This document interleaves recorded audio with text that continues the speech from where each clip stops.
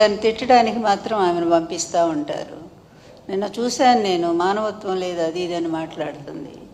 అసలు మీ మార్ఫింగ్లకి, మీ అబద్ధాలకి, మీరు చేసే ఎప్పటికప్పుడు మీ కుట్ర రాజకీయాలకి ఇదేనా అసలు పరిపాలన అంటే?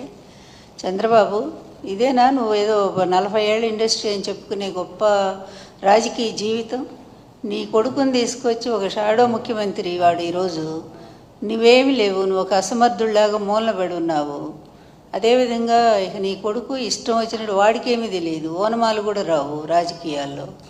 అందువల్ల తనకు తెలిసింది ఏంటంటే, నేను భయపెట్టేస్తే, అది కూడా భయం ఈయన పెట్టడం కాదు, ఆ పోలీసుల అధికారం అండగా చూసుకొని పోలీసుల చేతిలో పెట్టుకొని ఇష్టం వచ్చినట్టుగా ప్రతిపక్ష నేతలు ఎవరు మాట్లాడి మీ పరిపాలన బాగాలేదంటే తీసుకుపోవటం.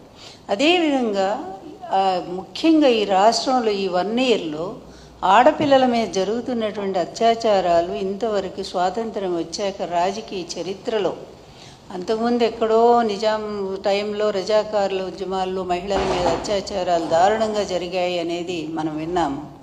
బ్రిటిష్ హయాంలో అలాగే జరిగినాయి. ఎందుకంటే పోరాట వీరులను వాళ్ళు ఆ విధంగానే ఆడవాళ్ళని చేర్చేవాళ్ళు. కానీ ఈరోజు ఇది ఒక ప్రజాస్వామ్య దేశం, ప్రజాస్వామ్య పరిపాలన అనుకొని మీరు అనుకుంటున్నారు, మేమైతే అనుకోవట్లేదు. ఈవీఎంల సాయంతో వచ్చినటువంటి దరిద్ర పరిపాలన మీది ప్రభుత్వం ఇది. ఈ ప్రభుత్వంలో మీరు చేస్తుంది ఏంటంటే ఇదిగో ఇట్లాంటి అనాచారాలు. మీ పార్టీ వాళ్ళు ఏదో పని చేసినా సరే వాళ్ళకి ఏ విధమైన శిక్షలు లేవు.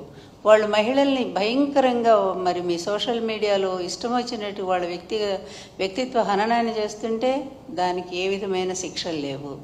కానీ సాక్షి మీడియాలో ఒక అనలిస్టు ఒక విషయాన్ని చెప్తూ దాన్ని మాట్లాడితే దాన్ని తీసుకెళ్ళి కొమ్మినేని గారికి అంటగట్టి అప్పటికప్పుడు ఆయన మీద కేసు పెట్టి తీసుకెళ్ళి, ఇదా మీ పరిపాలన? ఇది సుపరిపాలన అంటారా? మీరు నిజంగా నిజాయితీగా ఒప్పుకోండి, ఒక్క పాయింట్ అన్న నిజాయితీగా ఒప్పుకోండి అయ్యా మీ తండ్రి కొడుకులు. ఇక ఆ 3 ఆయన గురించి ఎందుకు మాట్లాడాలా? ఆ 3 ఆయన ఒక వేస్ట్ ఫెలో అనేది అర్థమైపోయింది. ఎందుకంటే ఆయన అందుకే సనాతన వేషం వేసుకొని రాష్ట్రాలన్నీ తిరుగుతున్నట్టున్నాడు ఇక్కడేం చేయలేక.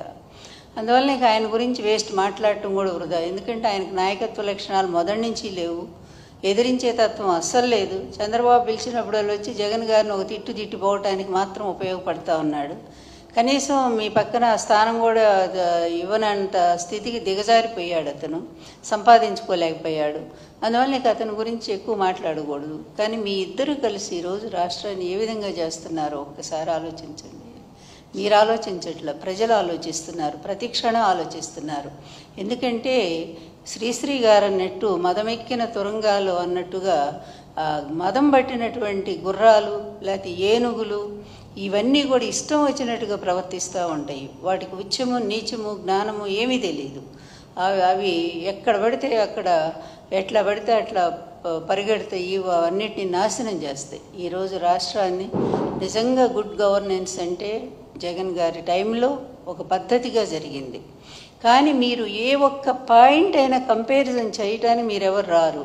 ఎందుకంటే మీ పచ్చ మీడియా బాకాల్లో ఊదుతూనే ఉంటాయి మిమ్మల్ని. నిన్ను లోకేష్ని ఇద్దరిని కూడా అక్కడ కూర్చోబెట్టి ప్రైమ్ మినిస్టర్ని కలిస్తే దానికి మొత్తం పేజీలన్నీ కూడా ఈనాడు ఏబిఎన్ పెట్టేస్తారు. ఏంటి ప్రైమ్ మినిస్టర్ మీ మిత్రపక్షం కదా, మీ కూటమి కదా, ఒకళ్ళ మీద ఒకళ్ళు ఈరోజు డిపెండ్ అయ్యలేరా?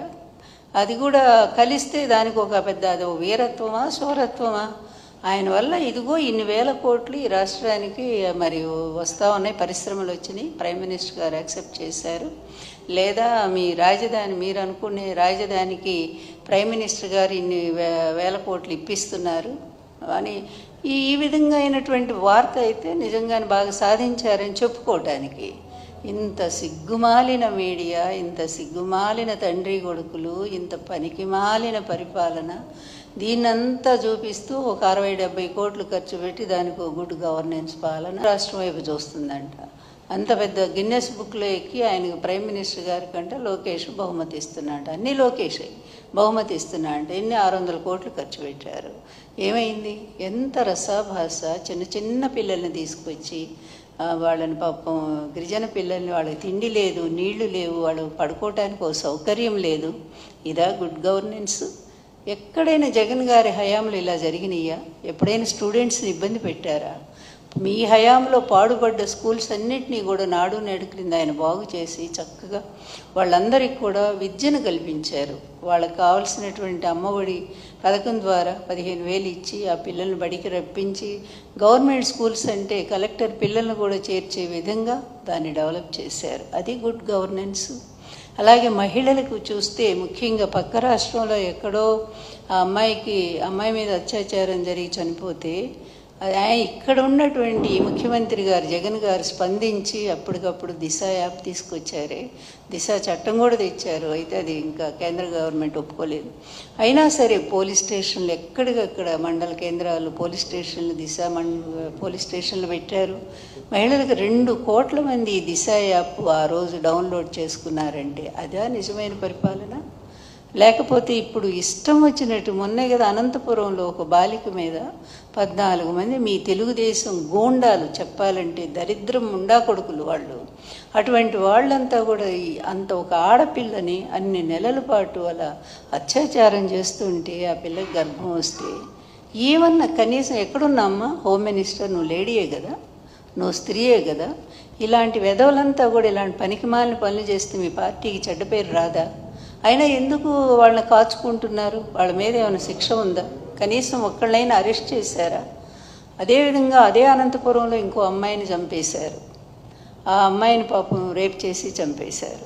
ఇన్ని దారుణాలు అక్కడేంటి పిఠాపురంలో, మొత్తం ఈ మూల శ్రీకాకుళం నుంచి కడప వరకు కూడా అనేక మంది ఆడపిల్లల్ని అత్యాచారాలు చేసి మీ తెలుగుదేశం గూండాలు ఇష్టం వచ్చినట్టుగా చంపేస్తుంటే ఎక్కడైనా ఒక్కదానికైనా హోమ్ మినిస్టర్ ఏమి స్పందించారా? అదేవిధంగా ఈ ముఖ్యమంత్రి ఏమైనా స్పందించాడా? ఈ షాడో ముఖ్యమంత్రి ఏమైనా వెళ్ళి వాళ్ళని పరామర్శించాడా? ప్రచోటికి జగన్ గారు వెళ్ళి వాళ్ళ కుటుంబాలకు అండగా నిలబడతా అని హామీ ఇచ్చి ఓదార్చి వస్తామంటే అజ్జోళ్ళ కళ్ళల్లో నిప్పులు పోసుకుంటున్నారు. ఆయన ఎక్కడికి పోతే అక్కడే జనాలు, వేల జనాలు. మేమేం గవర్నమెంట్లో లేం కదా, ఏమైనా వెహికల్స్ పెట్టి తీసుకురావటానికి పొలాలకు అడ్డం పడి కూడా మొన్న వచ్చారు కదా, చూసాం కదా. మరి అంత జనాలు వస్తుంటే మరి అజ్జోళ్ళలేక మీరు ఎక్కడ పోయినా పట్టుమని 10 మంది కూడా రారు మీ మొఖాలకి. అలాంటి అవి చూసి మీరు ఆయన మీద కేసుల మీద కేసులు. ఏంటిరా మీ పరిపాలన? నిజంగా ఎంత దరిద్రంగా ఉందో ఒక్కసారైనా ఆత్మవిమర్శ చేసుకోరా? ఆత్మవిమర్శ చేసుకోవాలి కదా. ఏం చేస్తున్నాము? ఈ 1 ఇయర్గా మేము ప్రజలకు ఏం న్యాయం చేశాము? ఇచ్చిన హామీలు ఎంతవరకు నిలబెట్టాము? అదేవిధంగా మహిళల మీద ఎందుకు ఇన్ని ఘోరాలు జరుగుతున్నాయి? మరి జగన్ గారి టైంలో చేయూత ఏమిటి, ఆసరా ఏమిటి, అదేవిధంగా ఈబీసీ క్రింద ఒకటేమిటి, ఎన్ని రకాలుగా మహిళలకు కొన్ని లక్షల రూపాయలు, 15-20 లక్షల రూపాయలు విలువైనటువంటి ఇళ్ల పట్టాలు, స్వయంగా ఇళ్ళు కూడా ప్రభుత్వమే కట్టించి ఇస్తానని అంతమందికి దాదాపు 30 లక్షల మందికి మహిళలకే ఇళ్ల పట్టాలు ఇచ్చారే. అదే పరిపాలన? లేకపోతే వాళ్ళ పట్టాలన్నీ లాక్కొని మీ వాళ్ళు ఆక్రమించేస్తుంటే మీరు చూస్తా ఊరుకుండే ఇది గుడ్ గవర్నెన్సా? మీరు ఆలోచించండి ఒక్కసారిగా. మీరు కాదు, మీరు ఎట్లాగా ఆలోచించరు. ఎందుకంటే అధికారం అనేటువంటి ఒక మత్తులో అవినీతిలో కూరుకుపోయినటువంటి మీ కూటమి ప్రభుత్వం ఈరోజు ఏదో పెద్ద ప్రశ్నిస్తాము అని జగన్ గారి టైంలో వీరనారిలాగా మాట్లాడినటువంటి పురంధరేశ్వరి గారు మీరెక్కడున్నారమ్మా? మీరేం చేస్తున్నారు? మీరేమి దీని గురించి పట్టించుకోరా? మరి ఇంతమంది ఆడపిల్లలు కనీసం మీ పార్టీ తరపునైనా, మీరు పార్టీ అధ్యక్షురాలే కదా, మీరెళ్ళి ఒకసారైనా సరే అక్కడ వెళ్ళి ఆ పిల్లలు ఏంటి ఇంత అన్యాయం జరుగుతుందని మీరు మాట్లాడితే కొంచెం గవర్నమెంట్ భయం వస్తుంది కదా ప్రభుత్వానికి.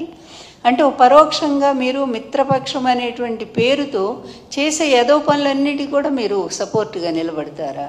అంటే ఈ చెడులో మీరు కూడా ఉన్నారు కదా. కర్త కారయిత చైవ ప్రేరకశ్చ అనుమోదకాః చత్వారో సమభాగినః అని భారతమే చెప్తా ఉంది కదా. చేసే పాపాల్లో కానీ చెడులో కానీ మంచిలో కానీ నలుగురు భాగస్వాములు అవుతారు. కానీ ఇక్కడ 3 ఉన్నారు. అందుకే 3ను గూర్చిరా మొండదయ్యం అని శ్రీనాథుడు ఎప్పుడో చెప్పాడు. 3 కలిస్తే అది నాశనమే అయిపోతుంది అన్నట్టుగా ఈరోజు ఆంధ్రప్రదేశ్ పరిస్థితి చూస్తే సర్వనాశనం, అభివృద్ధి లేదు. అమరావతి పేరుతో పెద్ద అవినీతి భాగవతం జరుగుతూ ఉంది అక్కడ. అదేవిధంగా రాష్ట్రంలో ప్రజా వ్యవస్థ అంతా కూడా అస్తవ్యస్తం అయిపోతూ ఉంది. లాండ్ ఆర్డర్ అసలు ఎక్కడుంది, అటకెక్కి కూర్చుంది. పోలీసుల్ని మీ చేతిలో మనుషుల్లాగా మార్చేసుకున్నారు. వాళ్ళకి మరి ఇష్టం వచ్చినట్టుగా కేసులు పెట్టిస్తూ ఉన్నారు. ఆ సెక్షన్లో ఏంటి? కోర్టు ఎన్నిసార్లు మీకు మొట్టికాయలు మొట్టింది? ఏమన్నా కొమ్మినేని గారి విషయంలో సుప్రీంకోర్టు ఎంత తీవ్రంగా మాట్లాడి సిగ్గు రాదా మీకు? ఇంకా ఏమాత్రం కూడా సిగ్గు లేదా? అది ఉంటే ఇదంతా ఈ పిచ్చి పనులన్నీ ఎందుకు చేస్తారు? ఇప్పటికైనా చంద్రబాబు చెప్తున్నా వినవయ్యా బాబు, ఎందుకంటే ఈ కుటుంబంలో పెద్దదాన్ని నేను. అందువల్ల నేను చెప్తున్నా, నీ కొడుకును పక్కన పడి వాడిని తీసుకెళ్ళి ఇంట్లో కూర్చోబెట్టు, పాలు అమ్ముకోమని చెప్పు శుభ్రంగా. హెరిటేజ్ పాలు బాగా సంపాదించావు కదా అవినీతిలో, ఆ పాలు పెరుగు అమ్ముకుంటూ బతుకుతాడు. కనీసం నువ్వన్న కొంత నయం అనేటువంటిది ప్రజల్లో ఉంది. అందువల్ల ఈ చివరి టైంలోనైనా అతన్ని తీసుకెళ్ళి ఇంట్లో పడేసి నువ్వు శుభ్రంగా మంచి పరిపాలన అందించు. ఈ 3 ఏళ్ళు 4 ఏళ్ళు ఈ అమ్మాయిలకు జరుగుతున్న అత్యాచారాల మీద అన్యాయాల మీద స్పందించు. ఎంత దారుణాలండి, ఎన్ని దారుణాలండి. ఆ కుటుంబాలు ఏడుస్తున్నాయి రోడ్డును పడి. ఒక్క రూపాయన్న ప్రభుత్వం సాయం చేసిందా ఈ ఆడపిల్లలకి? అసలు మహిళలకే చేస్తూ ఉందా? ఏది చేయకుండా గ్యాస్ అన్నారో అది గ్యాస్ అయిపోయింది. అదేవిధంగా అమ్మఒడి చూస్తే అదేదో కొంతమందికే అందింది, అది కూడా మీ వాళ్ళకే అందింది అనుకుంటా. లేకపోతే ఒక్కో కార్డుకి 90 మంది ఏంటండి పిల్లలు? ఈ అసలు ఎక్కడన్నా ఉందా ఇట్లాంటివి? అంటే దొంగ లెక్కలు, మరి ఈ విధంగా దొంగ పంపిణీలు, మళ్ళీ పరోక్షంగా అదంతా కూడా తెలుగుదేశం పార్టీ వాళ్ళకి అందేటట్టు చేయటం, ఇదా పరిపాలన? ప్రభుత్వం అనేది పారదర్శకంగా ప్రజలకి ఒక సిన్సియారిటీ, ఒక నమ్మకాన్ని కలిగించాలి. అలాంటిది మీదంతా కూడా అవినీతి కోసం ప్రజల్ని మభ్యపెట్టి ప్రజల్ని వెన్నుపోటు పొడిచేటువంటి ఒక ప్రభుత్వంగా తయారైపోయింది. ఎవరినైనా సరే పెద్ద మనుషులు కాస్త మేధావులు అనుకున్న వాళ్ళకి మీరు వాళ్ళతో మాట్లాడించినా చెప్తారు గత ప్రభుత్వం ఎలా ఉంది, అభివృద్ధిలో దూసుకుపోయింది, జీఎస్టీలో నంబర్ 1 ఉన్నాము రాష్ట్రంలో. అదేవిధంగా పథకాల అమల్లో క్యాలెండర్ పెట్టి డేట్లు వారీగా ఇచ్చాము. మహిళల్ని మరి ఉద్ధరించడంలో, మహిళా సంక్షేమ పథకాలు అమలు చేయటంలో అన్నిట్లో కూడా 50% 60% మహిళలకు ఇవ్వటంలో, మహిళా సాధికారతను మరి ఒక సుప్రతిష్టంగా అంత సక్సెస్ఫుల్గా అమలు చేయగలిగింది ఒక్క జగన్మోహన్ రెడ్డి గారి ప్రభుత్వమే. మరి మీ ప్రభుత్వం వచ్చాక మహిళలంతా ఏడుస్తున్నారు, దుఃఖిస్తున్నారు. రోడ్డు మీదకి వెళితే ఏ గుండా లాక్కుపోతాడో అని బిక్కుబిక్కుమంటూ ఆడపిల్లలను బయటికి పంపటానికే భయపడుతున్నారు. సిగ్గుచేటు కదా మీకు? ఇదా మీ ప్రభుత్వము? ఆడపిల్లలను కాపాడలేనటువంటి ఎందుకయ్యా చెప్పుకోవటం? ముఖ్యమంత్రి లేకపోతే ఉప ముఖ్యమంత్రి లేకపోతే ఇంకో షాడో ముఖ్యమంత్రి, ఇవన్నీ కూడా ఎందుకు ఇట్లాంటి పేర్లన్నీ చెప్పుకోవటం? అందువల్ల ఆడపిల్లలను రక్షించాల్సినటువంటి బాధ్యత ప్రభుత్వం మీద ఉంది. అలాగే మహిళల గౌరవాన్ని కాపాడాల్సిన బాధ్యత ఉంది. పేదవాళ్ళైనటువంటి మహిళలను పూర్తిగా ఆదుకోవాల్సినటువంటి బాధ్యత కూడా ప్రభుత్వానికే ఉంది. జగన్ హయాంలో ఎలా ఇచ్చారో ఒక్కసారి అవి తెప్పించి చదువుకోండి. ప్రజల్ని అడగండి, జగన్ హయాంలో ఏమేమి అందినాయో తెలుసుకోండి. అన్ని డేటాలు మీ దగ్గర ఉంటాయి, కానీ అమలు చేసేటప్పుడు మాత్రం అన్నీ పక్కకు పోతూ ఉంటాయి. అందువల్ల జగన్ గారి హయాంలో మహిళలకు ఒక స్వర్ణ యుగమది. కానీ నీ హయాంలో ఇది ఒక రాక్షస పాలన.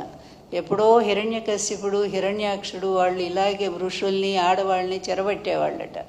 సేమ్ ఇప్పుడు నారాసురుడి పరిపాలనలో కూడా మహిళల్ని చెరబట్టేటువంటి దుస్థితి, ఆ విధమైన రాక్షస పాలన ఈరోజు కొనసాగుతూ ఉంది. అందువలన ప్రజలంతా ఎదురు చూస్తూ ఉన్నారు జగన్నాథుడు ఎప్పుడు వస్తాడా అని చెప్పి. ఈ రాక్షస పాలన అంతం చేసి మళ్ళీ మాకు ఆ జగన్నాథుడే కావాలి అని చెప్పి ప్రజలంతా కూడా కోరుతూ ఉన్నారు. అందువల్ల మీది గుడ్ గవర్నెన్స్ కాదు, వెరీ బ్యాడ్ గవర్నెన్స్ ఇది. అందువల్ల మీకు ఎట్లాగూ ఈ ఆత్మవిమర్శలు లేవు, సమీక్షలు లేవు, మీ పరిపాలన మీకు చెప్పే సలహాదారులు లేరు. సలహాదారులు ఎవరంటే మీ మీడియా, ఏబిఎన్ ఆయన చెప్పాలా లేకపోతే ఈనాడు ఆయన చెప్పాలా? వాళ్ళు బాగుందని రాస్తూనే ఉంటారు, ఎందుకంటే వాళ్ళ డబ్బులు వాళ్ళకి కావాలా? మీరు ఇచ్చేటువంటి ఆ డబ్బుల కోసం వాళ్ళు పిచ్చి రాతలు అలా రాస్తూనే ఉంటారు. ఇక పనికి మాలిన టీవీలు, TV5 ఒకడున్నాడు. వాళ్ళు ఈ విధంగా అబద్ధాలని మరి నిజాలుగా నమ్మిస్తూ ప్రజల్ని నమ్మించడానికి ప్రయత్నం చేస్తూ, కానీ ప్రజలు నమ్ముతారనేటువంటి ఒక భ్రమలో బ్రతుకుతూ వాళ్ళు బాగుపడుతున్నారు, మీరు బాగుపడుతున్నారు. కానీ రాష్ట్రం మాత్రం దివాళా తీస్తూ ఉంది. వచ్చిన సంవత్సరంలోనే 1,60,000 కోట్ల రూపాయల అప్పులు మాత్రం చేశావు. అవి ప్రజలకు ఏం చేశావంటే మాత్రం సమాధానం లేదు నీ దగ్గర. అందువలన ఇంత వరస్ట్ పరిపాలన ఇంతవరకు భారతదేశ చరిత్రలో ఆంధ్రప్రదేశ్లో ఎంతోమంది ముఖ్యమంత్రులు వచ్చారు, కానీ ఎవ్వరూ కూడా ఇట్లాంటి పనికిమాలిన పరిపాలన అందించలా. ఎందుకు జరుగుతోందంటే అందరికీ తెలుసు, నీ కొడుకు వల్లే ఇదంతా కూడా జరుగుతోంది. లేకపోతే ఎప్పుడైనా ఇలా అరెస్టులు చేస్తారా? ప్రతి ఒక్కళ్ళని అరెస్టులు చేస్తారా? జర్నలిస్టులు గొంతులు నొక్కుతారా? జగన్ గారి టైంలో అలా జరిగిందా? అందువల్ల ఇప్పుడు ఎవరిది రెడ్ బుక్ రాజ్యాంగం నడుస్తూ ఉందనేది అందరికీ అర్థమైంది. అందుకే మీరు నిజంగా రాష్ట్రానికి గుడ్ గవర్నెన్స్ ఇవ్వాలి అనుకుంటే నీ కొడుకుని తీసుకుపోయి ఇంటి దగ్గర కూర్చోబెట్టి చక్కగా నువ్వు పరిపాలించు, నీ మిత్రుడు కలిసి పరిపాలించండి. లేకపోతే మీకు ఇంతకంటే కూడా ఇంకా హీనంగా. ఒక్కటే హెచ్చరిక చంద్రబాబు, ఇప్పుడు నీవు నేర్పిన విద్య నీరజాక్ష అని ఎప్పుడో మనం చదువుకున్నాం కదా. నువ్వు ఈరోజు ఏం చూపిస్తున్నావో, మార్గం ఏదైతే చేస్తున్నావో అది రేపు నీకు వర్తించదా? ప్రభుత్వం మారినాక నీ పరిస్థితి ఏంటి, నీ కొడుకు పరిస్థితి ఏంటి? మీరు చేసిన ఇలాంటి పనికి మాలిన పనులకి, ఇలాంటి నిరంకుశమైన పనులకి, ఇవి ఇల్లీగల్ అంటే చట్టబద్ధం కానటువంటి ఈ పనులన్నిటికీ కూడా రేపు శిక్షలు మీకు లేవా? నీ కొడుకు జైల్లో ఉంటే నువ్వు చూస్తూ ఆనందించగలవా? రేపు లేదు, నిన్ను జైల్లో పెడితే నీ కొడుకు ఆనందించగలడా? నీ భార్య ఆనందించగలదా? మరి ఇలాంటివన్నీ కూడా మీరే దారి చూపిస్తూ అమాయకులందరినీ బలి చేస్తూ ఉంటే రేపు ప్రభుత్వం మారాక ఆ ప్రభుత్వం మీ మీద చర్యలు తీసుకోదా? దానికి బలయ్యేది ఎవరు? ముందు మీరే అవుతారు కార్యకర్తల కంటే, నేను చెప్తా ఉన్నాను. దాన్ని ఆలోచించైనా కనీసం నీ కొడుకు బుద్ధి చెప్పరా మీరు? అందువల్ల చంద్రబాబు ఇప్పుడైనా సరే మీరు మేలుకోండి, ఆయన తీసుకెళ్ళి పక్కన పడేసేయండి, లేదా ఆయన ఒక పరిమితం చేయండి ఒక మంత్రి శాఖకి. అంతే తప్ప ఇష్టం వచ్చినట్టుగా రాష్ట్రాన్ని ఆయన చేతిలో మాత్రం పెట్టకండి అనేది నేను నా సీరియస్ వార్నింగ్.